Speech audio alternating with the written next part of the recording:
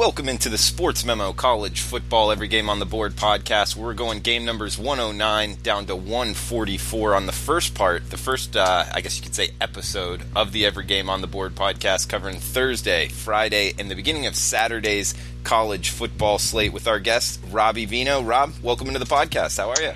I'm good today, Drew. How about yourself? I'm doing good, buddy. We got some good college football coming up, and you've been good. The 4 and 5% plays in college football, 30 and 17, plus just under 20 units on the season, 64% year to date. And guys, the coupon code is Veno40. His last name Veno 40 at checkout for 40% off any all access pass with Robbie Veno. That could be 3-day, 7-day. 30-day or 90-day. Veno40 at checkout at sportsmemo.com. Robbie, first game up Thursday night, 109-110, Wake Forest at NC State. Looks like we got a total of 69 here with NC State, the Wolfpack, laying 17 at home. Yeah, for both of these teams, the obvious, Drew, is they both present threats to the opposing defenses for sure. Where Wake Forest is concerned, the pace that they've played at this year, even faster than what they played at last year. They currently rank 4th in the country in possessions per game, getting about 15 and a half possessions in there. NC State will go right along with that. I don't think NC State is with their passing nature, is the type of team to try and slow it down and keep Wake Forest offense off the field. The big question mark, of course, for that Wake Forest offense, it's going to be at the quarterback position, where Sam Hartman, their starting freshman quarterback, goes down last week. Done for the season, it looks. You're going to have Jamie Newman starting here for Wake Forest. They could play Kendall Hinton in a couple of packages, Drew, but it looks like it'll be Newman. Hartman and Newman battled each other right to the very end of summer practice for this starting job. So even though he hasn't had much in the way of game time so far this season, Newman was, a potential starter to start the year. The drop-off, though, to me, might be a little bit more significant than you would think. So we'll see how Wake Forest handles that. But for NC State, when you come off of the difficult games that they played, and now you get into a weaker part of the schedule, especially defensively. You saw last week they put 47 up on FSU. I think they could score 47 again here, especially at the pace that this game's going to be played. Total's not out of the question here, and it'll matter how many defensive stops Wake Forest can come up with. I don't feel like they can come up with very many against this NC State team. Once again, just to let the audience know that the injury situation for Wake Forest has just been brutal on the defensive side of the football, and it's a major reason why they have just continually given up so many yards on defense. Right now they're giving up an average of 494 per game. Tough to play NC State that way. The NC State defense, much better than that. For me, maybe a look at the over, Drew, and 17 becomes a key number. Probably couldn't get involved where that's concerned, because Wake Forest has such an ability to score points. Robbie, you said Wake Forest. Did you say they average 17.5 possessions or 14.5 possessions per game? They average 14 point, or was it 15 point? I got to get back to my notes here. It's 15.5 per game, which is 4th in the country behind Syracuse, Liberty, and Houston. So that's a lot of possessions per game. And it's interesting that you bring up and even break it down into decimal format as far as the possessions per game. Do you handicap that way, or do you do kind of snaps with time remaining on the play clock when you're handicapping totals, or do you do the possessions per game? No, I'm pulling this from other analytics places, Drew. Wake Forest, 2nd in the country. If you want to get even further into how many plays per minute that they run 3 plays a minute. So you figure every 20 seconds they're snapping the football. That's good for 2nd, right behind the Houston Cougars. But yeah, these are advanced analytics that I'm just pulling from other places. Okay. No, good stuff there. We got the Friday slate. We got another ACC battle here. Louisville at Syracuse. We got 68.5 with Syracuse laying 21 at home in the Dome. And Robbie, Louisville, man, they've been giving up a lot of points. I think And Bobby Petrino, what he's at least good for 20, right? So is this total a little low in your opinion as well? It's 68.5. Boy, it could be, Drew, because I've read and heard throughout the week a couple of times that perhaps this Louisville team is just finished with listening to Bobby Petrino. You hate to say that about a team, and you hate to think that about a team. The results are kind of speaking for themselves at this point in time. You just take a look at their last 4 games, and they're all ACC opponents: Georgia Tech, Boston College, Wake Forest, and Clemson. Obviously, all 4 of those in different ways capable of scoring a ton of points. But what Louisville's allowed to those 4 teams is ridiculous. They've given up 59.3 points per game, so 59 points a game is over 8 touchdowns and a field goal every single game on average, and 559 yards. Outgained over that course of time, 559 to 386, outscored 59 to 25. So 59 and 25, if you just want to use last 4 game average, is 84 points, well over the 68.5, 69 asked for here with the current line. And where Syracuse is concerned, they're always a little bit better at home. They've been a lot better at home so far this year as far as offense is concerned. They're averaging 47 a game at home. Some of it skewed a little bit, Drew, by the opposition, and you could throw Wagner out of there. You'd still get a big number of points scored, but you could throw Wagner out of there. And 524 yards per game. So the way Louisville's just leaking on defense, there's no reason to think Syracuse will be stopped here. This is a 7-2 team that actually has 10-2 in their sights. I can't remember the last Syracuse team that won 10 games. I mean, without knowing the answer, I would think it goes back to Donovan McNabb, the last time Syracuse won 10 games. But they have that potential here. I don't see Louisville stopping them much. They'll get a couple of scores, like you say. They're probably good for 20 on their own. But Syracuse is a 21-point favorite here for a reason. This should end up in a blowout. Yeah, Dino Babers doing a hell of a job up there in New York. But we got a big one out west here, Robbie. This has kind of turned into a heck of a rivalry with Fresno State at Boise State. 2.5 or 3 is what the Bulldogs from Fresno State are laying on the blue turf. I believe this is the first time Boise State will be a home underdog since 1999. Robbie, not sure if you saw that number as well, but this one totaled at 54. How would you look to bet it?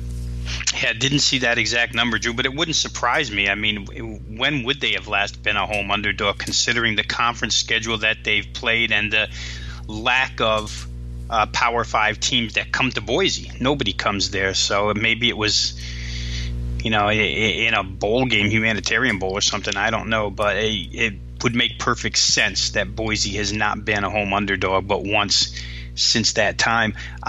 This is huge, Drew, inside the conference. I mean, these 2 teams play in opposite divisions, but right now Boise sits 1 game behind Utah State in the Mountain Division, and Fresno State sits 1 game ahead of San Diego State on the west side. For Fresno State, it's the start of a real big 2-game swing because they're going to play San Diego State next week. So these are real important for Fresno State. This one against Boise, next week against San Diego State. I think both defenses, the best units on the field here. Certainly Fresno State's defense has been lights out all season long. The fact that they've only allowed 111 points through 9 games already is really sensational. 12.3 per game. They're scoring at a clip of 40 per game. Jeff Tedford's offense, since he came back as head coach, hasn't really been known for explosiveness. But the last 2 weeks, and let's face it, let's go back the last 3 weeks, they've caught some really bad defenses. New Mexico, Hawaii, and UNLV. Between the 3 of them, if they combine their defensive personnel, they probably couldn't hold Fresno State under 35. So it's got to be a major step up in class for their offense when they step on the field here against Boise. And the same can be said for Boise, although I feel like they have played a little bit tougher schedule as far as defenses are concerned. They played BYU last week, which is a solid defense. They played Nevada a few weeks back, which is coming on defensively. And they played San Diego State and Wyoming as well. So Boise State's offense might be the better battle-tested offense. Certainly the home crowd will be behind them. I think, my estimation, Brett Rippon gets a little bit of an edge at quarterback. And, knowing that this is probably the first really intense game that Fresno State has played all season long, let's see how they react to it. Let's see how Marcus McMaryion reacts at quarterback for Fresno on the road here in front of this crowd. For me, I think I would like Boise in this game. I would like the home team. I would like the points, but you can't deny the disparity between what Fresno State's done offensively and what they've limited their opponents to offensively. The numbers, the gaps are just huge. We'll see if Boise can put a dent in a few of those. For me, though, I think I would take Boise plus points here.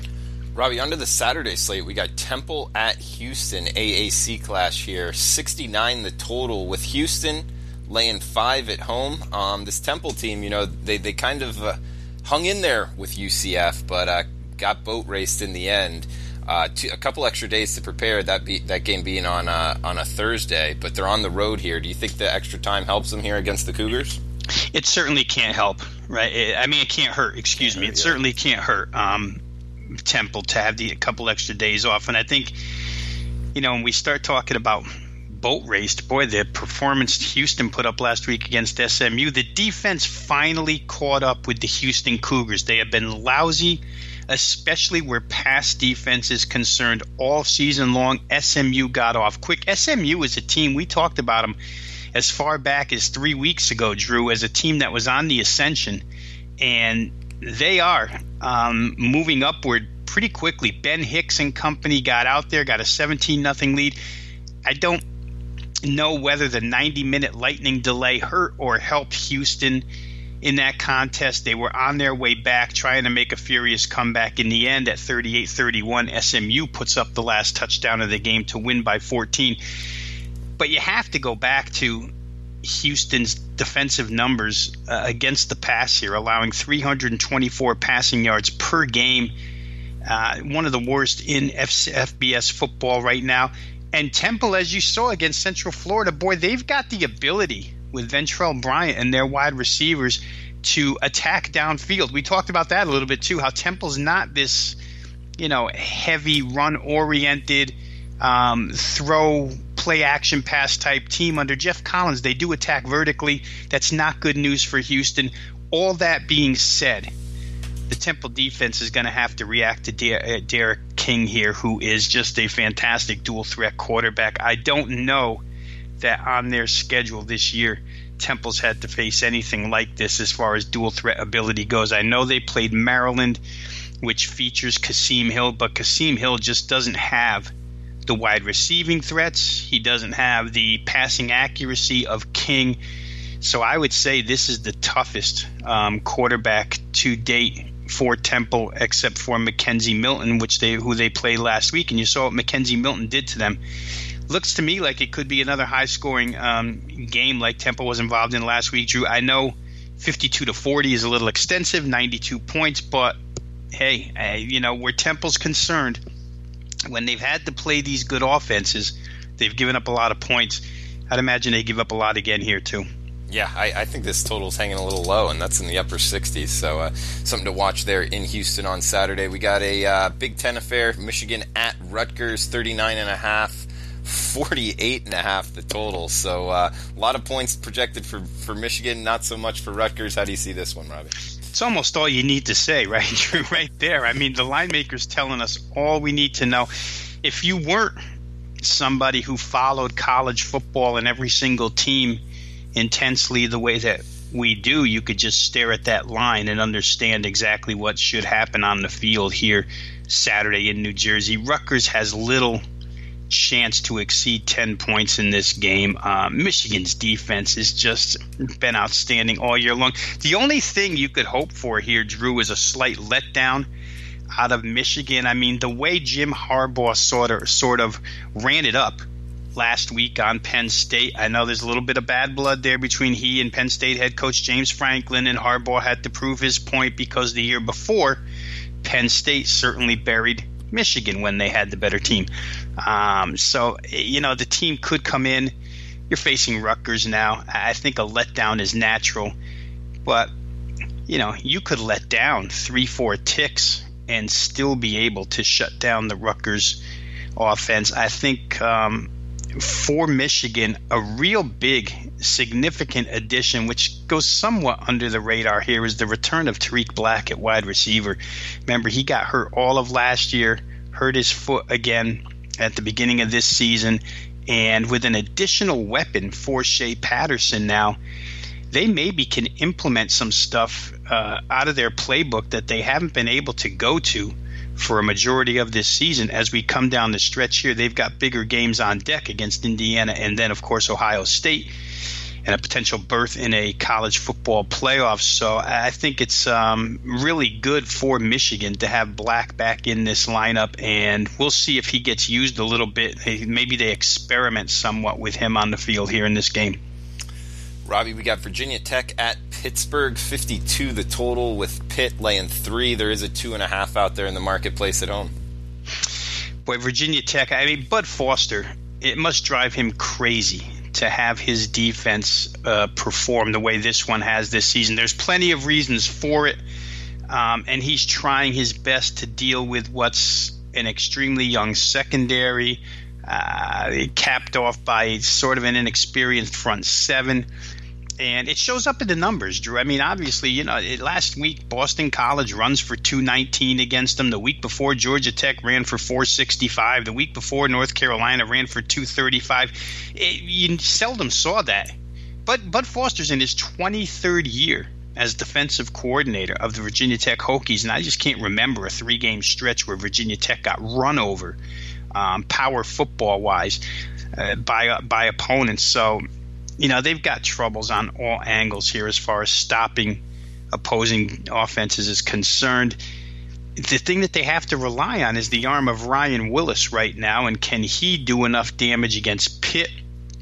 That's an extreme possibility because he's been good throwing the football in spurts. Last week again, 281 yards passing in that loss. I think the fact that Virginia Tech doesn't run it the way they used to, and when you take that combination, can't stop the run and can't run the football, it makes for a problem, especially when you're Virginia Tech and you pride yourself on that. I know that Justin Fuente's a little bit different style head coach than Frank Beamer was, but he's still Justin Fuente needs the running game to go with his spread attack.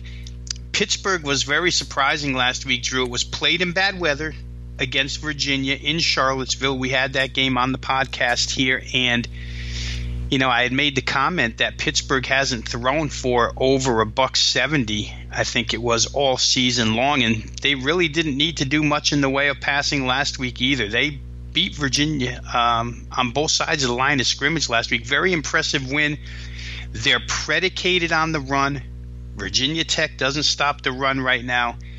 I find it hard to play against Pittsburgh in this scenario. The only thing that bugs me, aside from the fundamentals being so good in favor of Pittsburgh, the one thing that would bug me a little bit is that they're just not used to playing pressure games. I mean, they sit on top of the Coastal Division right now. You're talking about a chance to be in the ACC championship game. They closed real strong down the stretch last year under Pat Narduzzi. I think they covered their last 4 in a row and went like 5-1 or 6-1 against the spread down the stretch. They're doing the same again this year, so credit to the head coach. If it were me, I'd play Pittsburgh. I couldn't play any other way. Robbie, we got a big one in the ACC, Clemson at Boston College. I believe game day will be there, likely the biggest game in Chestnut Hill in quite some time. Looks like Clemson laying 20 on the road, 58 the total. Actually just went to 19.5 at Chris as I'm talking. But Robbie, I think this total looks a little high. We got 20-mile-an-hour winds, looks like 40 degrees. Also, you're putting a bunch of South Carolina kids. Trevor Lawrence, he's from Cartersville, Georgia. 40-degree weather, windy.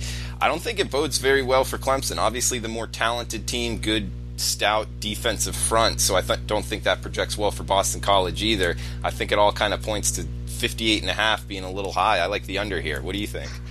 Yeah, it's very possible, Drew. I think that the way that Travis Etienne and the Clemson running game has worked, or at least the way it worked last week, winds and cold weather wouldn't affect the running game. But if there is a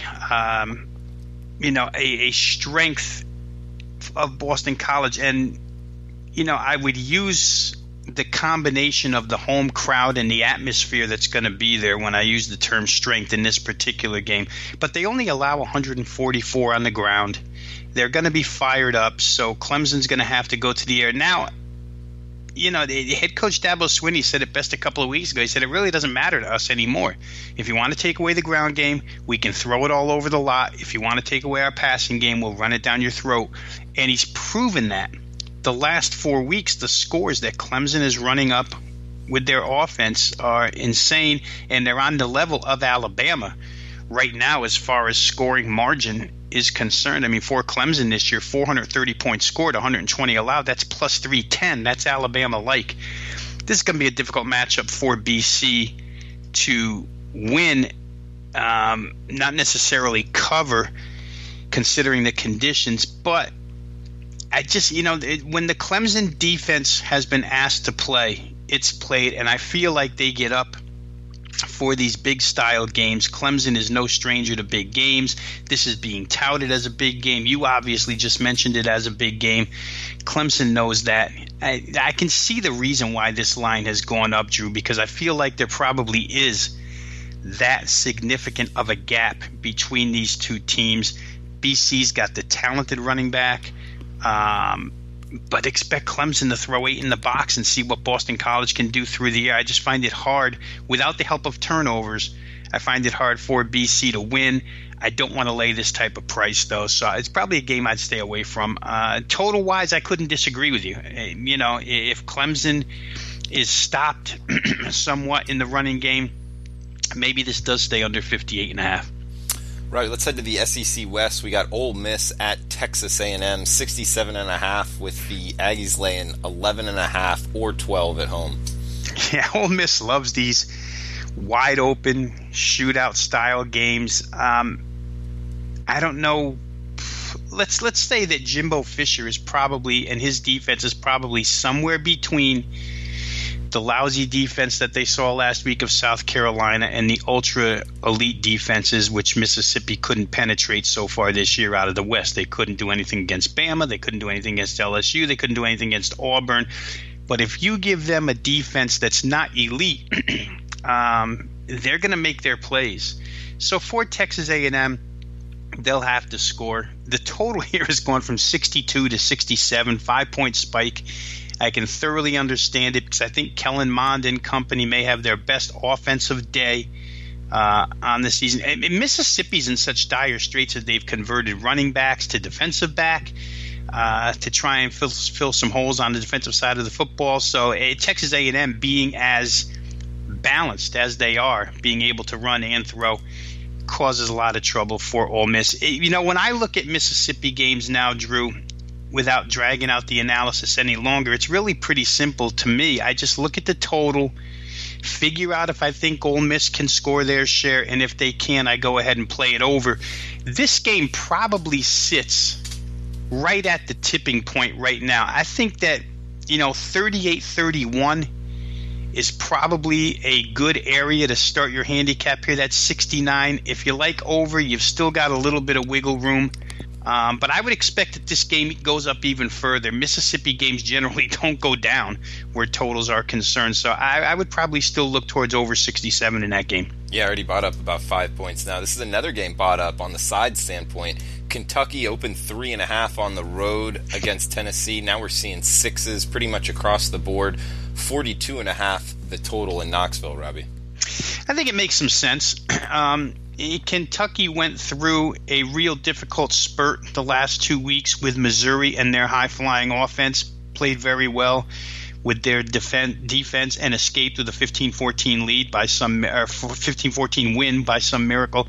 Came back last week and just were outmatched by Georgia, but they're not outmatched here by Tennessee, and they're certainly not outmatched physically by Tennessee. It was surprising to me, Drew. I'll give you a number here that it kind of caught me off guard when I was going through this game last night.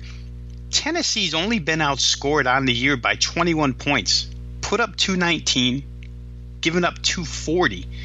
you look back and you can find a couple of instances where they really smoked the opposition, which is where all of that number lies. It's a pretty skewed number because they beat East Tennessee and Texas El Paso by a combined 83-3. So there's plus 80 right there, making up for some of the deficits that they've had in these games. When they've faced physical football teams, it's been troublesome. I think back in week 4, and even still, I think you would probably still consider Florida a physical football team, but they lose by 26. They play Georgia, a physical football team. They lose by 26. Somehow they beat Auburn, and I think that's a testament to how bad the offense of Auburn is, more than a testament to Tennessee. But they got run off the field by Alabama, and they haven't really played a physical defense since. This is going to be very tough for them. I think Kentucky can shut them down. I agree with the line movement here. If it were me, I'd be on Kentucky. The only problem with the Kentucky Wildcats right now, Drew, and I think they proved last week, it was proven to all of us, they're not an elite team. For those who were touting Kentucky, the SEC East goes through Lexington, and you got to stop that nonsense a little bit because I don't think any of us believed it. But they were proven to be there. They're better, but they're not at that level of Georgia yet.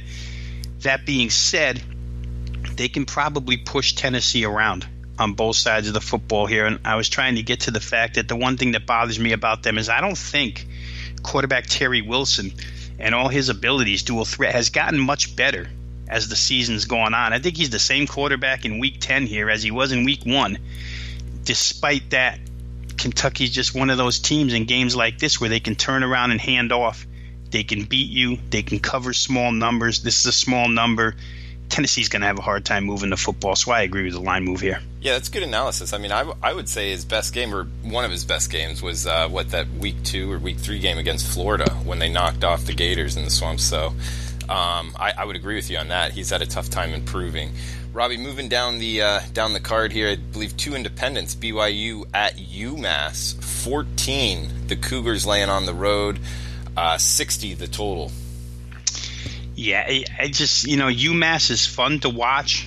Just like last week when they play Liberty, a team that can't stop anybody, and UMass can get out and throw the football all over the lot. They do that to bad defenses. And Ross Comas, the backup quarterback, who had a couple of games prior to that, Drew, after Andrew Ford went down with a season-ending injury, there were a couple of games where UMass put up yards, but no points. Last week, they bounced back and put up their share of points.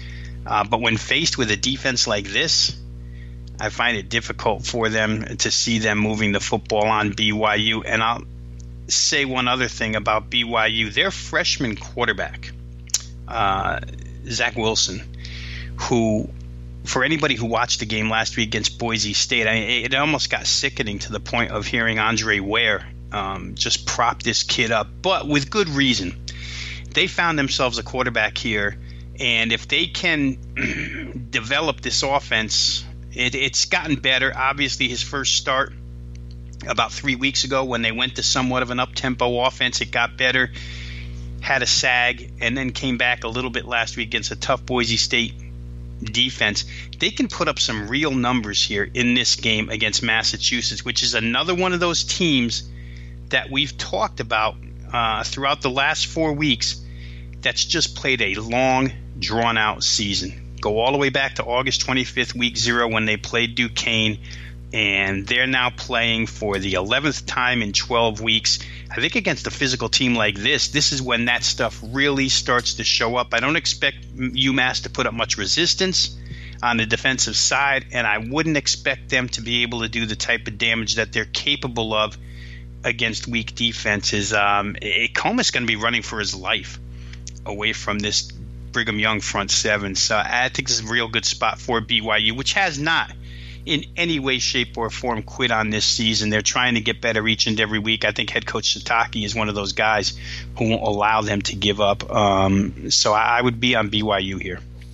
Robbie, we'll talk about Liberty and Virginia. You mentioned Liberty as one of the teams that was faster than Wake Forest, so they're going to be running up tempo here in Charlottesville, going against Virginia, who had a tough matchup this past weekend, and it looks like they're having to lay 23.5, 60.5 the total, Robbie. It would be hard to lay that type of price here, Drew, for a couple of reasons. One, I think the Pittsburgh loss is deflating for Virginia, a team that hasn't had a lot of success, hasn't had a lot of hype for a long, long time. The whole Mike London tenure, the first couple years of Bronco Mendenhall's stay here in Charlottesville, they haven't been good. Now all of a sudden, heading into last week's game, they were good. They were talked about. People were opening their eyes to Virginia, and they lay an egg. 23-13 against Pittsburgh, a team they were favored to beat, a team that's a Coastal Division rival, a game that really could have put Virginia in the absolute driver's seat heading toward the ACC championship. How did they handle that failure? Well, Bronco Mendenhall is a seasoned veteran head coach, so I'd put my faith in him to have his team back and ready to play here. But there's no guarantee that the kids will respond. I don't know. I tried to read as much as I could to see if you can get a feel for the what's going on between the ears of the Virginia players, but that's such a hard thing to project. I think for Bryce Perkins and the offense, once they get on the field and find out how easy it is to move the football against Liberty, let's face it, it's the same in any sport. When you find a team where you can build stats, that's a fun time. I think Virginia will figure that out in their first drive. How much does a really good defense allow Liberty to do on the offensive side? This could be very comparable to what we just talked about with BYU and UMass. It could almost line up and be the same type of game. The only difference here I find in this one, like I say, is the situational aspect of how Virginia bounces back. But I do think that, you take the ball on your first possession and you go down the field with Bryce Perkins, maybe 5 plays, touchdown, and the game gets to be a lot of fun, and you forget what happened against Pitt the week before. So the game doesn't mean anything. It's a game against Liberty and Independent. It doesn't matter in the ACC standings. It's a tough game to handicap. I think if nothing else, maybe you can catch an over with this one, because I think it'll be that easy for Virginia to move the football, and Liberty's always got that shot to score a couple of touchdowns with that passing game. Right, let's talk about two of the better teams in the Sun Belt going to game numbers 131, 132. Troy at Georgia Southern. This one in Statesboro. Troy laying 1 across the board. Looks like 44.5 or 45 the total. Opposite results last week, right? I mean, for Troy, a real nice win. 26-16 over UL Lafayette. That's a nice win. Lafayette's had great success offensively this season, and especially in their running game. And we know that Troy, ever since they lost Caleb Barker, the starting quarterback, Sawyer Smith has stepped in, but the results haven't been positively consistent. So last week's 26-16 win to me was a real big one for Troy. On the other hand, the mess that Georgia Southern got involved in last week, it's crazy with Georgia Southern, because the week before they beat Appalachian State by 20 points, something nobody saw coming, 34-14 win. And the following week, you figure, okay, Georgia Southern's on their way. You play UL Monroe, a team that had been stumbling through the season, probably below expectations for sure. And they lose 44-25. Caleb Evans has a monster game. 13 completions, Drew, for 337 yards. That's almost 26 yards. In fact, it is 26 yards a pop throwing the football against the Georgia Southern defense. Kind of amazed me. I don't know if they lived on cloud 9 after the win against Appalachian State. I think that game is more of a mirage than reality. You step into this one here, you're going to get 2 real good defenses. Troy's pretty good against the run, and for Georgia Southern and Shai Werts, the quarterback of Georgia Southern, they're going to have to be able to make a couple of throws here, because I don't think that they're going to be able to just flat out run the football against Troy. Now, that being said, they did it against Appalachian State. 50 carries, 277 yards. So, it's probably just my opinion that they can't run it successfully all day long against Troy. But you could certainly counter me with an argument that says, but Rob, they did it against Appalachian State. It's the truth. We'll see which way it goes here. I think you get a pretty low scoring game. The two defenses are the best units on the field, and we'll see how Sawyer Smith does against a Georgia Southern defense that has to be a little bit ticked off after last week's performance. But I'll say this, if that 13 completion, 337-yard performance is indicative of the way Georgia Southern's pass defense is going, then Sawyer Smith and Troy are going to make some big plays here. I just don't see it happening, though. Yeah, Robbie, that you touched on it, that ULM Georgia Southern game, that was a wild one. That one shocked me. I can't believe ULM put up that many points. I mean, that Georgia Southern defensive front, for Sun Belt standards, really gets after the quarterback. So I couldn't believe that they were able to do that offensively. Did you see the game or just kind of breaking down the box score? Yeah, no, I'm just kind of breaking down the box score because I didn't have an interest in it. Went to check out a couple of highlights, but it does surprise me. Caleb Evans, as well as me, the quarterback for UL Monroe, he's good. Is a good quarterback, right? Yeah. And the results just haven't been there this year, and they showed up not in the form of number of completions or pass completion percentage last week, but certainly the downfield game showed up for ULM last week. I don't know if it took Georgia Southern by surprise or what, or if that was the game plan going in. Listen, let's attack these guys vertically. But it worked, and we'll see if Troy doesn't pick up something off tape and do the same thing. Robbie, a couple more games here. And guys, remember the coupon code VENO40 at checkout for 40% off any of Rob Veno's all-access packages. Remember, right now, this time of year, we got college football, NFL, NBA, college basketball, a lot going on. So college basketball is also a great sport to be a sports bettor as well. So much for the odds makers to do. So look out for that at sportsmemo.com. And Veno40 is the coupon code for 40% off any all access with Robbie Veno. Heading out to the Big 12, Rob. Baylor at Iowa State. Looks like Baylor catching 14.5, 51 the total in Ames. I like the way Baylor's progressed under Matt Rule, no doubt about it. Last week they come from behind and get that win against Oklahoma State. Charlie Brewer exits the game. McClendon comes in, wins the game.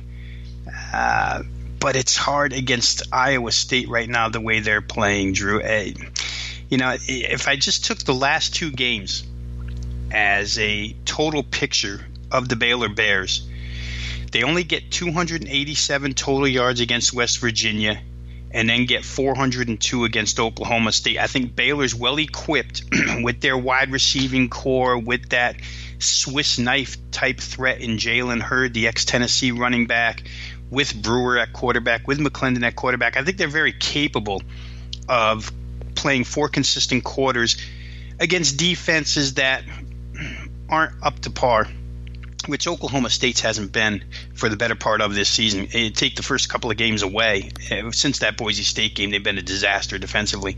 But West Virginia is a pretty good defensive team by Big 12 standards. Certainly the secondary's been pretty good, and Baylor had trouble. Iowa State might be the cream of the crop defensively in the Big 12. So this is a difficult task for Baylor. Iowa State puts a ton of pressure on the opposing backfield with their front seven. This is a tough game for Baylor. The question for me is, how many times in a row can Iowa State keep playing these types of games? And right now, I don't know that there's an end in sight, to tell you the truth. This is one of those where you say, I don't want to step in front of that train, because Iowa State right now is that train. Last week against Kansas, not only did they win 27-3, not only did they hold them to 332 yards, but they got Kansas coach fired. David Beatty gone at the end of the season. He'll finish it out. But that was enough. KU didn't need to see any more. Last week, they complete 71% of their passes, Iowa State. They can move it with Montgomery on the road. They can move it with Purdy through the air. There's just too much going on that's good for Iowa State right now to step in their way. As much as I like what Baylor's done progress-wise, you won't catch me on them in this game. And Iowa State, totals-wise, they're a difficult handicap. They're very, very capable of scoring and getting games over when involved against a pretty good offense. And then we saw last week how they can keep games under. Only 30 points scored in that contest because their defense can overwhelm an offense. This one sits somewhere in between. I'd probably play Iowa State and let the total go.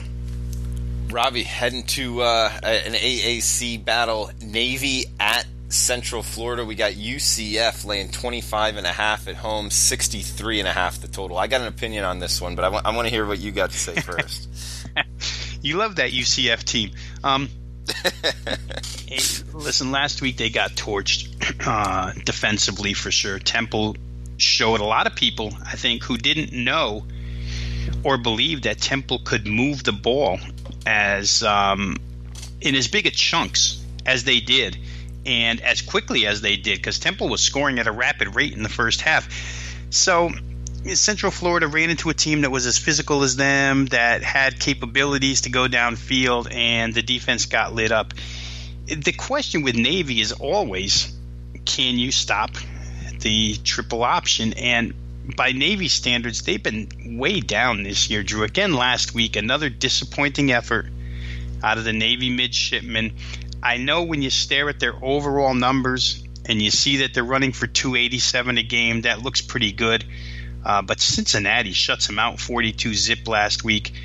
I think in this contest, they'll have some ability to run the football, but it doesn't matter. You know, the old saying for the armed forces teams, the military teams, run the option, grind some clock, and keep the other offense off the field. Mackenzie Milton will get on the field against Navy, and they'll score in less than a minute 20. So it doesn't matter. They could lose time of possession by 15 minutes in this game and still win by 4 touchdowns. That stuff doesn't matter. It doesn't come into play here. It really boils down to, on their possessions, how many times will Navy score against UCF? I'd expect a little bit of a bounce-back effort out of the UCF defense. I don't know that they're really strong at stopping option-style football, but when it's all you have to worry about, it really becomes, so much about assignments and not as difficult. And if Navy has to chase here, Drew, I saw this once before earlier in the season. I'll use this comparison to end the analysis. Navy got behind Hawaii 21-0 way back in September, and that rushing offense just could never get back in the game. They started to score and score and score, but they ended up losing by 18 points because you just can't catch up enough. And with all the speed on the field for Hawaii that day, it showed up. Hawaii threw for 436 yards against them, and that speed for Central Florida is even more than what Hawaii brings to the table. And the quarterback position, Cole McDonald's nice, dual threat. Mackenzie Milton is the ultimate college football dual threat. I just don't see Navy staying close. 25.5 is a lot for me to get involved with, but in a UCF game like this, the over might not be too much for me to get involved with. Yeah, no, good breakdown, Robbie. I pretty much agree with everything you said, and also add in the fact, that Temple UCF game was on a Thursday night, so they get 2 extra days to prepare for that option attack. I think that will help the UCF defense as well, and I do think Navy will be able to put it in the end zone. But like you said, I mean, UCF might score every single possession. They'll likely have a turnover or something, but I don't see Navy stopping UCF very much at all. Do you? No, honestly, after seeing, and again, the most comparable game I can use on Navy's schedule would be Hawaii. And Hawaii almost put up 60. They got 59 that day. I watched that game from first quarter to fourth, so I got to see Cole McDonald and that wide receiving crew, John Ursua and guys, it just constantly running free. And Hawaii doesn't have much of a ground game to go with that passing attack, Drew. Central Florida can run the football. You're worried about Milton running the football. You're worried about the basic running game and the pass game, and they just move at such a rapid pace. It's difficult for Navy here. I think 63 just looks a little bit low to me because in my mind, Central Florida could find 52, without blinking an eyelash here in this game. Yeah, I can see that as well. We got a Big 12 matchup here, TCU at West Virginia. At the beginning of the year, you wouldn't have seen West Virginia laying 11.5, but it's going to happen on Saturday. 56 the total. It's a strange line move to me, Drew. I don't know who would want to be backing TCU at this point in time. The last couple of weeks just show you how far they have fallen from an offensive standpoint. When you can't score in the Big 12, not only can't you win, but you can't cover either. Gary Patterson's defense continues to play pretty well. Last week, only give up 13 points, win a 14-13 game. But when you play 2 one-point games in a row against Kansas and Kansas State and come out of it 1-1, you got trouble. I mean, you go to 1 week ahead of that and see the TCU game against Oklahoma, 52-27 Oklahoma, and that's going to be the problem. Because Will Grier and company can score the way Oklahoma can score, And right now, TCU, Sean Robinson wasn't the answer at quarterback, but not having Sean Robinson at quarterback anymore doesn't help them. It makes it even worse for TCU, a team that only gained 275 total yards last week at home. The line move to me here is head scratching. I think West Virginia certainly can find their way to the mid-30s, and I don't even know if TCU could score 20 against a team like this. So, you come off the Texas game last week where West Virginia had the 2-point conversion at the end, a huge victory. Maybe what's the money is seeing right now is a potential letdown by West Virginia, but I don't know. When you have to find your way to one of the top 2 spots in the Big 12 in order to make that Big 12 championship game, I don't know that there's a letdown at this time of year. I think West Virginia is too good for that. And I feel bad for Gary Patterson and TCU because the expectations to start the year were huge. They started off the year real well. Injuries, permanent suspensions when you have to throw Kevontae Turpin off the team, your best offensive weapon. It just makes for a difficult finish to the season. I don't think there's any reason. He can try, and he's a good head coach. But motivation at this point in time when you're TCU with the expectations you had coming in and faced with the position you're in now, which is little to nothing, I don't know. I just don't see TCU hanging with West Virginia in that game. Robbie, we've got 139-140. Miami at Georgia Tech, 55.5 the total, with Tech laying 3.5 in Bobby Dodd on Saturday. And boy, the way they're running the football, Drew, is crazy right now. Paul Johnson's offense is just running roughshod over any opponent put in front of them. 465 yards 2 weeks ago, 461 yards last week. Miami's defense is better than both Virginia Tech's and North Carolina's, but I don't know. Georgia Tech ran for 229 against a real good Duke defense, so Miami's got their hands full here with this particular offense of Georgia Tech and the way Mark Richt's team is going. It's interesting. All of a sudden, Mark Richt is on a hot seat in his second year at Miami, and it's all due to the inconsistent quarterback play, whether it be Rozier, whether it be Perry. Neither one of those guys has been the answer for Miami. Offense has been bad. If they have to throw it, they can't throw it. If you can shut their ground game down. Georgia Tech is not good at shutting down anything. So from that perspective, maybe Miami can move the football a little bit better this week. You're staring at a total of 55.5 here. In my mind right now, I'd have to see Miami stop the Georgia Tech ground game, especially with Georgia Tech at home, to believe it. But I don't think that's going to happen. And I think Georgia Tech, if they find their way to 35 points here, Drew, which, with limited possessions with the limited possessions that they get because of the style they play, they're scoring so quickly. You watch them play and it's 7, 14, 21, 28. I know this defense is a little bit better, but I may get involved in that total. 55.5 to me just seems to be a little bit too low. Georgia Tech is not good on defense. You can throw it against them. Miami definitely has the potential to, while they're not a good completion percentage team, they have the ability to get a couple of deep strikes. May happen here against Georgia Tech. Robbie, 2 games left, and guys, remember the coupon code Veno 40% at checkout off of any All Access with Robbie Veno. We got Kansas at Kansas State, 45.5 the total, Robbie, 10.5 or 11 Kansas State laying at home. There'd be a lot of guesswork to get involved in this game seriously, Drew, because you have to, is it going to be let's win out for the Gipper type of thing with David Beatty, or is it, let's just, let them go and start new? I don't know how the Kansas kids are going to react to this head coach in these final couple of games, so that makes it difficult. My guess, and strictly a guess, would be that KU is so young and the talent level, although it doesn't show up in the record, the talent level has increased. They've done a pretty good job recruiting considering they're Kansas. But I don't know how it's going to go for them. I know on the other side, you just watched last week, and KSU plays their guts out for Bill Snyder. They're just not very good. So you got 2 teams here, a ton of question marks. Games being played in Manhattan. If I had to, I think I'd probably take 10.5 with Kansas. I think that's just too big of a price for KSU to lay at this point in time.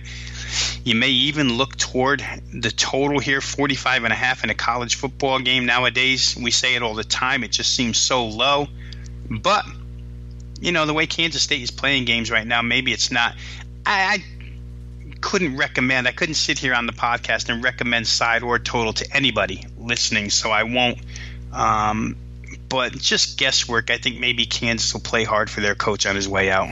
The old win one for the Gipper, Robbie. Yeah, it's crazy, right? All right, last game up here, Robbie. We got 143, 144. Akron at EMU, Eastern Michigan. Little Maction to end it. 44 the total with 12.5 seems to be about the prevailing number. Eastern Michigan laying that at home. Boy, I tried this scenario last week, Drew. I tried laying 13 with EMU against Central last week, and it just didn't work out. 17-7, win by 10, get the win, don't get the cover. And Akron's a better team than Central Michigan. Central Michigan's just a disaster this year. Akron last week, Cato Nelson throws for 299 against Northern Illinois. It's his highest passing yardage total of the season, and it came in the midst of driving rain, and it came against the best defense they'd played all season long inside the MAC. Still, he had a real successful game. They're capable. I really like the talent on Eastern Michigan. They've been involved in all those close games, right? They get involved in those 3-point games all the time. So perhaps it was dumb of me to go ahead and lay 13 against Central Michigan. I just thought the talent gap was that much between those two. I don't think it's that much here, yet we're staring at basically the same line. I see it's been driven down to 12.5, 12 at Chris, I guess I'm looking at right now. Can't recommend Eastern Michigan to cover that number. Can't really recommend the Akron side either. It's possible, though, to me, Drew, after what I saw last week, that Akron's defense could be wearing down a little bit, and maybe an over could be in play here. 43.5, again, 2 points lower than the game we just talked about, Kansas State. And off of Nelson's 299-yard performance against Northern Illinois, Eastern Michigan's a good defense by MAC standards. Northern Illinois is the best defense inside the MAC. So possibly over here could get my attention. 43.5. You get a 24-20 game. You win. This one looks like it could have that written all over it. All right, Robbie, great stuff. Breaking down a bunch of games here. We'll be back tomorrow with Teddy Covers picking us up first, and Robbie Veno will also be part of it on finishing off the college football every game on the board podcast. Guys, remember on sportsmemo.com, if you're liking Robbie Veno, get his service. Veno40 at checkout is the coupon code for 40% off any of the all-access selections on sportsmemo.com. Best of luck with your bets tonight, and we will be back tomorrow finishing off the college football every game on the board podcast.